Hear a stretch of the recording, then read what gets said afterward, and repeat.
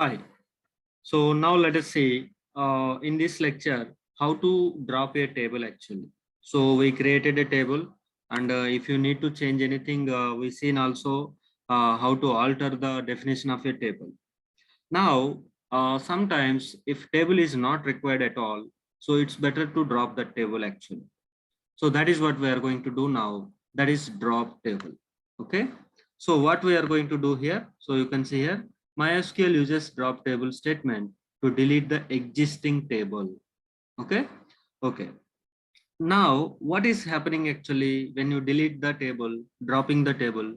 This statement removes complete data of a table, whatever data you have in that particular table, that total data it is removing along with whole structure also. Structure is different, data is different. Structure is saying that what kind of data you want to store. Even that definition also, that means that definition also permanently removing from the database. This is very important. Okay. So we will try to understand with the demo actually. So you can see the syntax. Of course, it is simple. Keyword drop, and you are going to drop table that must be there and table name. Okay.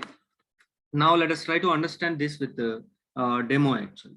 So here, if you see, we have these are the tables we have. For example, select store from test.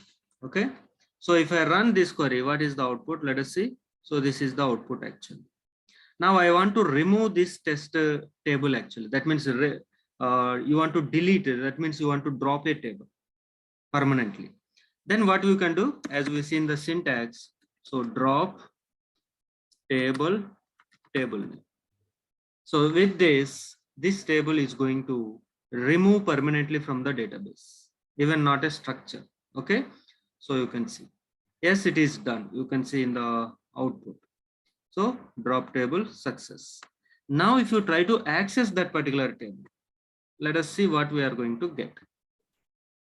So that is what a table you can see here in this part, table ar.test does not exist. So in that way, table you can easily remove from the database actually. Okay. Now here we have an optional thing in the definition actually. So here, so I given only mandatory part. Now, for example, what I am doing is the same data I already kept in the test one. And one more thing here, you in the database, if I refresh it, so before refresh, you have a test actually. So that, yeah, it is already refreshed. So test is not exist now. Okay, fine. Now what I will do is, so you can see test one. So test one here. So if I run this one, the same data you have actually, whatever test earlier you have. So same data. What I will do is now create table. Table name is test as select store from test one. See, this is a normal select query, and this is a DDL command actually create, and this is DML command manipulation, data manipulation language. So what will happen is this query, whatever it is returning the data, accordingly this new table is going to create with the definition and with the data also, that you can test actually. See earlier, if you try to retrieve the data from the test, you can check now again. If I try to check the data from test actually, so it is showing this error, test not exist. If I run this query, let us see. Yes, 11 rows affected. Okay. Now you try to access the test actually. So you can see. So data we have. Okay. Now for what purpose we are doing is, let us take one more table also, because this data you can use later. So let it be. So test 2 also there. Now this thing we are using here for sometimes table may not exist. Okay. So here you can put if exist actually. See, what I will do is I will give test 3. If I run this one, what is going to happen? You have an error that check if yeah. So that is what actually So here I must remove braces actually. Okay.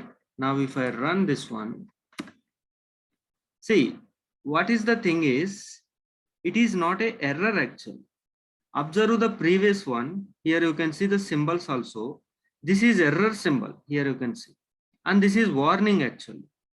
So that is because if you use if exist command in the statement, then if even though if test3 that particular table not exist in the database, then it is not throwing a error actually. It is just throwing a warning. So that is what you can observe, one warning. What is the advantage if you have a warning over the error? At least you can continue further actually. Okay, so that is why sometimes if you are not sure, use the if exist statement so that whatever further the script you have, that script it is going to execute automatically. Okay, so that is one thing. Now at the same time, multiple tables you can drop at a time. So drop table test1 comma test2. So if I run this one, these two tables I want to drop at a time. Then if I run, so you can see it is successful. So this symbol you can observe actually. Now if you try to read data from test1, what will happen? You can see.